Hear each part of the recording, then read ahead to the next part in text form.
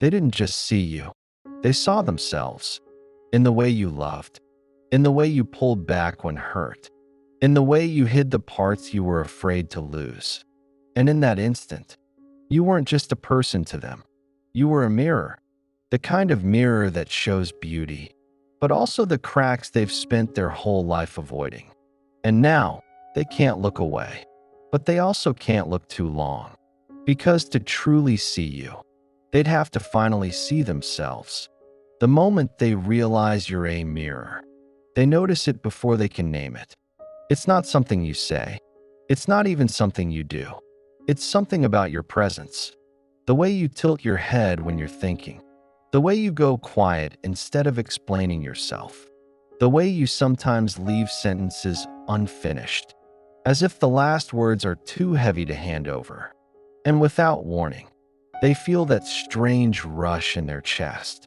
At first, they think it's attraction, the kind that pulls them in, that makes them want to stay a little longer, that silences the voice in their head, that usually says keep your distance. But then, there's something else, a flicker of recognition. Not just I like you, but I know you. You are familiar in a way that unsettles them. Because when they watch you laugh, they see the way your eyes glance away right after, as though joy is something that needs to be reined in before it takes up too much space. When they see you comfort someone, they catch the little stiffness in your shoulders, as though your body is bracing for the moment the closeness becomes too much.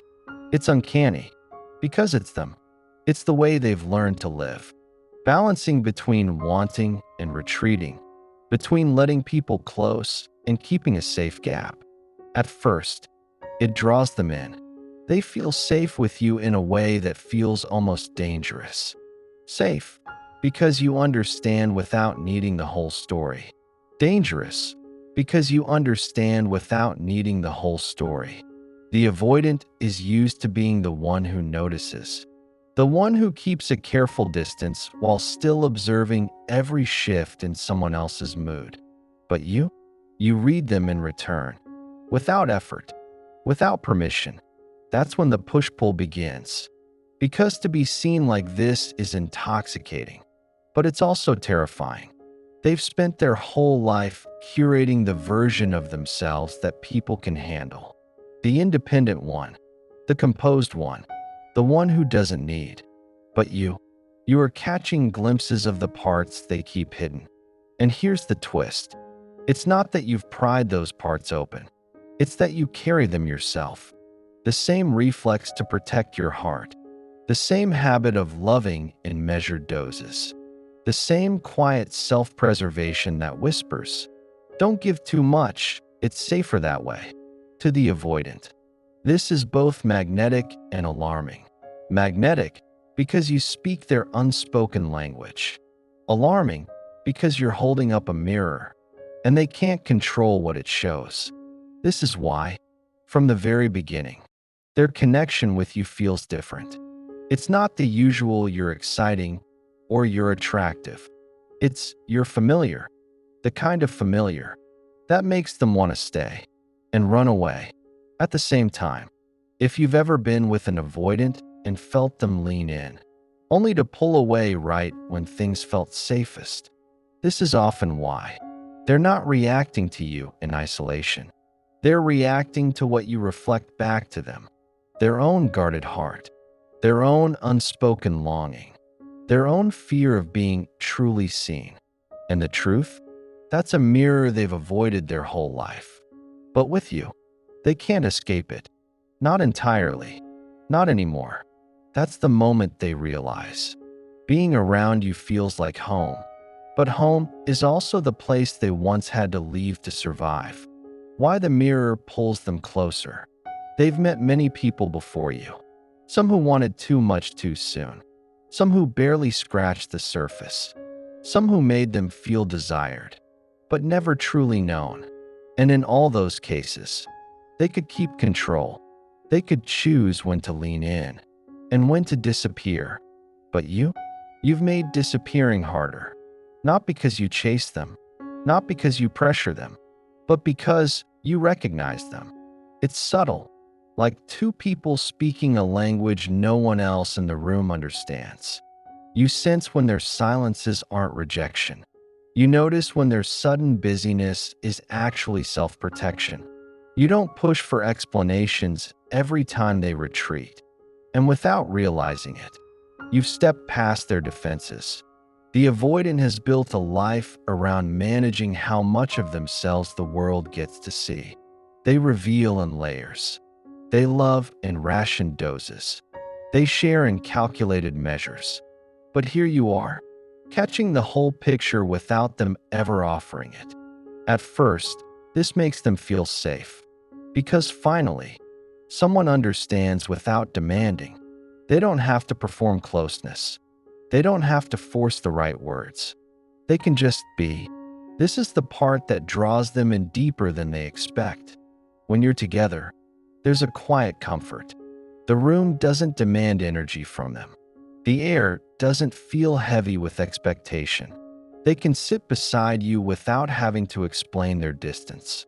And you can sit beside them without needing constant reassurance. And that's rare for them, because with most people, they feel the unspoken pressure to open up more, show more affection, say the right thing. With you, that pressure is absent. You don't try to pull their guard down. And ironically, that's what makes them lower it. But here's where the paradox begins. The closer they feel to you, the more they start to notice the reflection. And that reflection is both beautiful and unnerving. They see your independence, and it makes them proud, but it also makes them wonder if you even need them at all.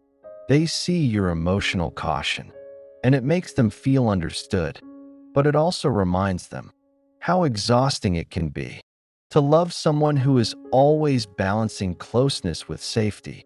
They recognize your strength, but they also recognize your walls. And seeing your walls forces them to confront their own. For the avoidant, this is the part that starts to feel dangerous, because attraction to you is also attraction to their own unresolved wounds. You're not just someone they care about. You are a walking, breathing example of what they've been both craving and avoiding their entire life. Real, mutual understanding.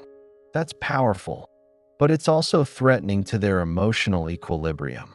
Because if you truly understand them, you might also be able to hurt them in ways no one else can. And that possibility, that razor-thin risk, makes their instincts flare. So now they're caught. Half of them wants to lean in closer, to keep drinking from this well of familiarity and safety. The other half wants to create just enough space to breathe, to make sure they're not losing the control that has kept them safe for so long. This is the invisible push-pull. It's not drama for the sake of drama. It's not them playing games. It's the inner tug-of-war between finally being seen and fearing the cost of staying seen. The avoidant is not afraid of love. They are afraid of what love might expose. And you, by simply being you, are showing them everything they've been avoiding about themselves. Which is why, even though the mirror terrifies them, they can't seem to walk away from it. Because deep down, it's also the only place they've ever felt like they might actually belong. When the mirror feels too close. At first, the connection feels like a gift, a rare alignment. Two people who can sit in the same silence and still feel understood. But the longer they stay, the more they realize silence isn't always peace. Sometimes, silence is reflection, and reflection can be terrifying. You see, when the avoidant sees themselves in you, it's not just the good they recognize. It's the habits they've kept hidden, the patterns they've carefully defended, the fears they thought they had outgrown. They notice the way you guard your heart, and suddenly, they're confronted with the fact that they've been doing the same all along. They see you hesitate before sharing too much, and it's like holding a mirror to their own hesitation. They watch you pull back when you feel vulnerable, and they realize how familiar that motion feels. This recognition doesn't just stir affection, it stirs self-awareness. And self-awareness is a dangerous thing for someone who has survived by not looking too closely at themselves. The avoidant has lived with a delicate balance. Allow enough connection to feel alive, but never so much that they lose their sense of safety. And when you reflect them back to themselves, you challenge that balance. Because here's the truth they don't want to admit. You don't just see their patterns. You move like them. You feel like them. And that means you understand not just who they are, but how they protect themselves. For a moment, this makes them feel safe, protected, like they've finally found someone who knows the unspoken rules of survival they live by. But then, the fear sets in. If you understand their walls, then you also know where they are weakest. And if you can see behind their guard, you could step into places they've never allowed anyone to go. That's the part that scares them most. Because love has never been their enemy. Exposure has. So when the mirror feels too close, they do the only thing their nervous system knows how to do. They step back. Sometimes it's sudden. A quick change in communication. Text gets shorter. Responses take longer. Plans are postponed without a clear reason. Other times it's quieter. A shift in emotional availability. They're there, but not quite there. Physically present, but emotionally out of reach. And here's the part that can confuse you. Nothing bad has happened. There was no fight, no betrayal, no dramatic reason for distance. The only thing that changed was how clearly they could see themselves through you. Because in their mind, too much reflection too soon feels like too much exposure. And too much exposure feels like danger. So they retreat, not because they don't value you, but because they value their control. They need to reestablish the distance that makes them feel safe enough to come close again later. You might notice a pattern in this. They pull back just when things feel most intimate. They step away when the connection feels deepest. They go quiet when it seems like they should be speaking the most. And it's not because they're losing interest. It's because they're feeling too much. Avoidants don't retreat when they feel nothing. They retreat when they feel everything. And the irony is, that's often when you start to feel insecure, thinking you've done something wrong. But in truth, it's the opposite. It's because you've done something right. You've reached the part of them that even they try not to touch. If you've been here before, you know how disorienting it can be. One day they're warm, present, connected. The next, they're somewhere else entirely. And no amount of reassurance seeking seems to bring them back faster.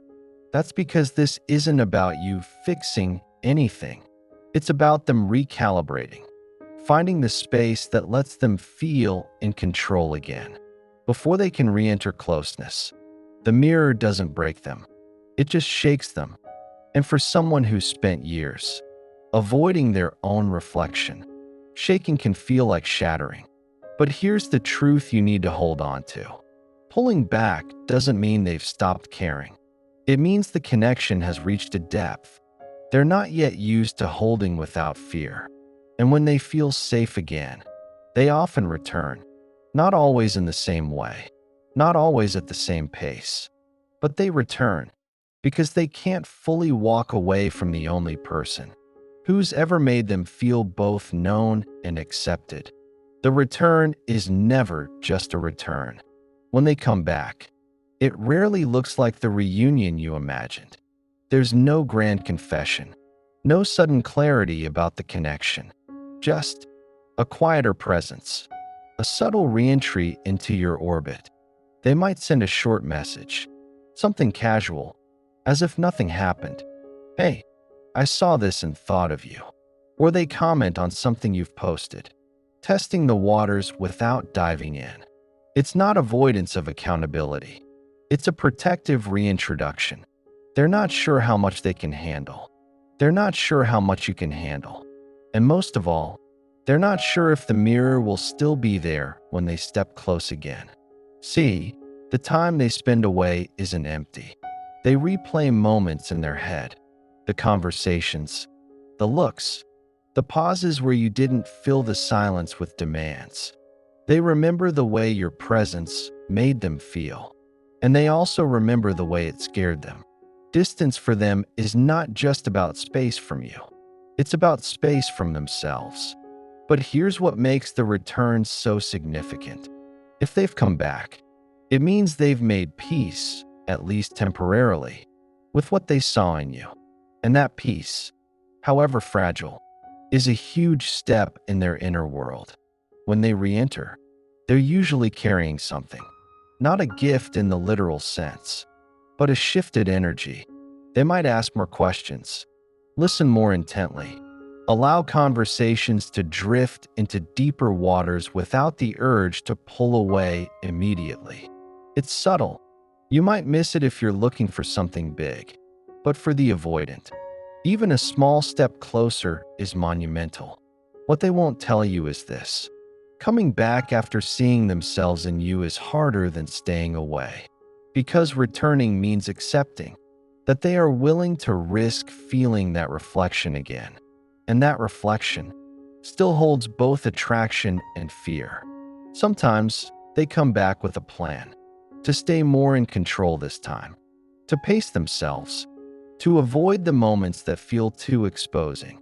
But connection has a way of undoing those plans. One laugh from you, one look that lingers, one unspoken understanding, and they're reminded why they came back at all. And this is where the push-pull dynamic can restart. They draw close because they want to feel you. They pull back because they don't want to feel too much of themselves. If you've been in this cycle long enough, you might notice something else. The way they return is never identical. Sometimes they're warmer than before, sometimes more guarded, sometimes they stay longer, sometimes they keep one foot out the door. This variation isn't randomness. It's a reflection of what they've been processing in your absence. If they've softened to what they saw in you, the return feels more open. If they've been fighting against it, the return feels more cautious. What remains constant is this: the decision to come back means the connection still matters to them. Avoidants don't re-enter spaces that feel unsafe. They don't linger around people who've made them feel truly exposed in a harmful way. If they've chosen to reappear, it means they believe, at least for now, that what you offer outweighs the risk. And here's where it gets tricky for you. Their return can awaken hope. It can feel like the storm has passed, like you've turned a corner. But the reality is, this isn't a single storm. It's a climate. The avoidance way of relating is shaped by years, sometimes decades, of self-protection. They don't shed that overnight. So each return is not an ending to the push-pull. It's another round, another chance to navigate the balance between closeness and space. The danger for you is in mistaking the return for resolution. It's not resolution, it's reconnection. And reconnection is only sustainable when both people understand the pace and the triggers at play. If you demand too much too soon, the mirror comes back into focus, and with it, the fear. If you match their pace with patience, you give them time to learn. That being seen doesn't have to mean being unsafe. This is the part that tests you, because it's tempting to use their return as proof they're ready to go all in. But often, they're still testing themselves, testing their tolerance for vulnerability, testing the edges of how much they can let you see. The return is never just a return. It's a negotiation between their desire to connect and their instinct to retreat. If you can understand that, you can hold space for both parts of them. The part that's drawn to you and the part that's terrified of what being drawn to you reveals. And that's the bridge, not to changing them overnight, but to walking alongside them long enough that they begin to see themselves in you, without fear being the first thing that follows. When the fear begins to quiet, there comes a moment, sometimes so small you almost miss it, when the energy shifts, not because they've changed completely, not because the fear is gone forever, but because something inside them has begun to trust the reflection they see in you. It doesn't happen all at once. It's not marked by a grand declaration. It shows up in the subtlest of ways. They linger in conversation a little longer. They don't rush to end the call. They send a message just to share something, not because they need a reason. These are the quiet milestones of an avoidant learning to stay. In the early days of connection, the reflection they saw in you felt dangerous. It brought up parts of themselves they'd spent years hiding from the world and from themselves. Now, that same reflection feels less like a threat, more like a guide. They begin to realize that what they see in you, the warmth, the openness, the patience, isn't just something you give. It's something they can learn, something they can carry too. This is the paradox of the avoidance fear. Once they stop running from the mirror, they start wanting to step inside it. They might still pull back at times. Old patterns don't dissolve overnight, but the pullback is shorter. The return is quicker. The moments of presence are deeper. And here's the beautiful part. They start showing you their reflection, not just the controlled, measured version of themselves, but the unguarded moments, the ones they never thought they'd let anyone see. They might tell you about a fear they've never voiced. They might share a dream they've kept secret. They might even let you see their mistakes without rushing to hide them. To someone else, these might seem like small gestures. To you, and to them, they're seismic, because every moment they choose openness over retreat is a victory against years of self-protection. And here's where the transformation truly takes root. When they stop seeing you as the threat and start seeing you as the anchor, you're no longer just the mirror that shows them who they are. You're the safe place where they can explore that self without fear of judgment or abandonment. For the avoidant, this is the beginning of love as a choice, not just as a reaction to a bond they can't explain. It's the moment they start participating in the connection, instead of just navigating it. The conversations feel less like careful negotiations and more like shared space. The silences stop feeling like distance and start feeling like comfort. And for you, this is the reward of your patience. You get to witness what most people never see, the unfolding of an avoidant heart. It's not about changing them. It's about being there long enough for them to realize they can choose to stay. Because when the fear begins to quiet, something else starts to speak louder. Their longing for closeness, a longing that's been there all along, buried under years of messages. That closeness was unsafe. And once they taste it without panic, without the urge to run, they start wanting more. More time, more connection, more of you. It won't be perfect. They will still have moments of retreat. They will still wrestle with old instincts. But now, those instincts aren't the only voice in their head. Your presence has given them another one, a voice that says, it's safe to stay. And when they hear that voice more often than the one telling them to go, the dynamic changes completely. You're no longer the person they test. You're the person they trust. That's when the reflection stops being something they fear and starts being something they cherish, because they realize what they see in you is also what they're learning to see in themselves. And that changes everything, because now they're not just coming back after they leave. They're learning to stay without leaving at all. If you've ever been on the receiving end of this transformation, you know how precious it is. It's not loud. It's not flashy. It's not always Instagram worthy, but it's real and it's rare. So if you've been patient, if you've held your ground without chasing, if you've allowed space without turning cold, you've been part of something extraordinary because you've shown someone who spent their life running from closeness that they can stand still and still be safe. And if that's you, then you already know. That's the kind of love that changes people. If you found yourself in these words, or if you know someone who needs to hear them, share this message.